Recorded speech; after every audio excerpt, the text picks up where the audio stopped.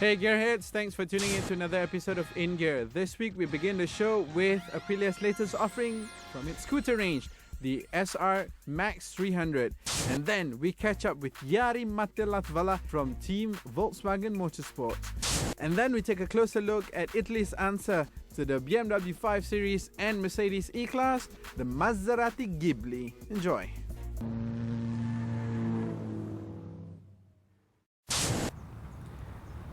Now, if you look at this bike behind me, you'll be thinking, yes, it's a maxi scooter. But when you consider that it's only got a 278cc engine, you'll be thinking, hold on a second, that's not very maxi now, is it? Well, this is the Aprilia SR Max300. And we are going to see where this Aprilia fits in the spectrum of the market.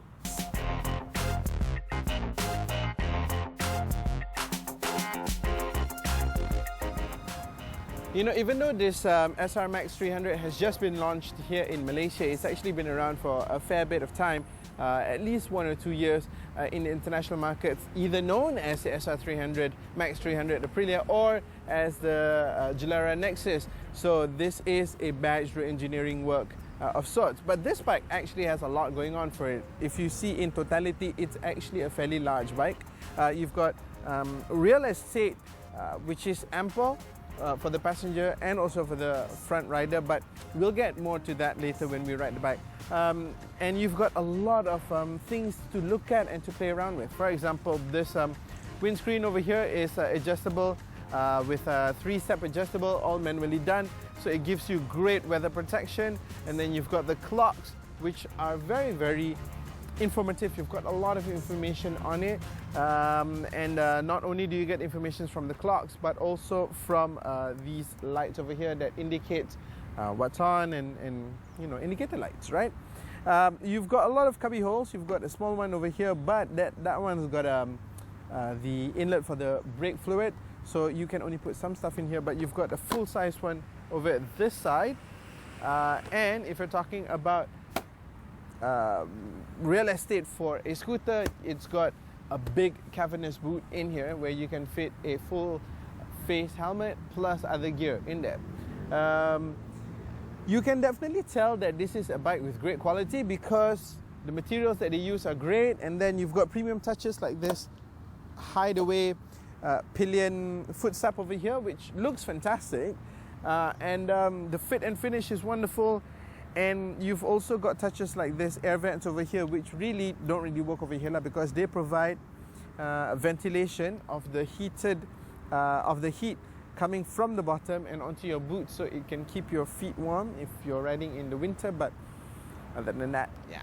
The bike comes with 15-inch wheels up front and 14 back, and it's also got for stopping power 2 discs, one up front, one at the back. The front is 260mm and the back is 240. And the ride height is a little bit on the tall side. I'm 5'11" and I'm tippy-toeing at the light, so that's something that you really got to consider if you're considering this bike. But you know what? Above and beyond all that, it's got to be about the riding itself because it's an Aprilia. So let's go for a ride.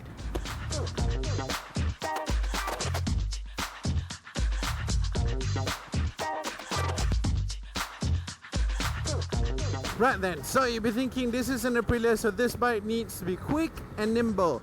And it is, it really is quick and nimble, but in a scooter kind of way. So right from the get-go, let me just say, if you're looking for a sports bike, this is not a sports bike, despite the fact that it is an Aprilia.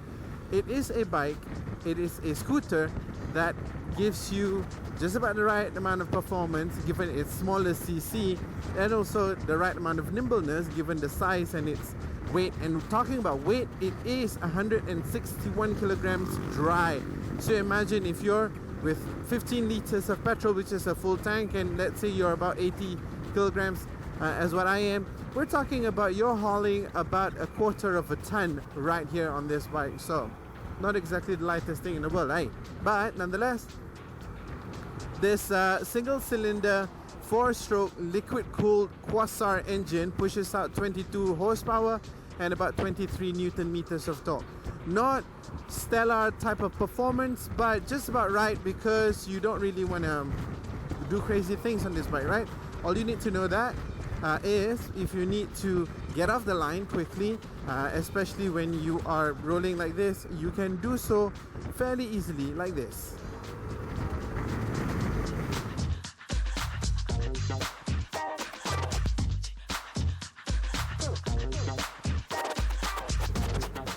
So the CVT gearbox ensures that you've got a smooth riding experience. Paired to the engine, you don't exactly get an exciting type of riding experience, but nonetheless, you know, it does what it's supposed to do. Very comfortable. As mentioned earlier, you've got good real estate, so you're sitting upright and you've got a lot of space between you and the front of the clocks. And then your rear passenger will also get very good real estate over there. One thing that I don't quite like is that, you know, they've given you the option of actually putting your feet up like that, so feet forward position, but with the feet forward position you are a little bit crunched up and it's not very roomy when you have your feet up, so not very comfortable.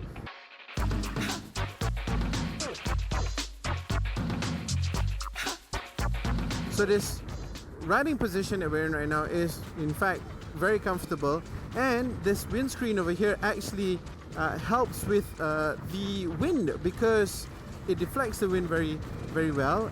You get good weather protection, and the entire front cowl area just gives you great protection against the elements. So rest assured, if you were to ride this bike in the rain, you'll be drier as compared to riding in the rain with a sports bike.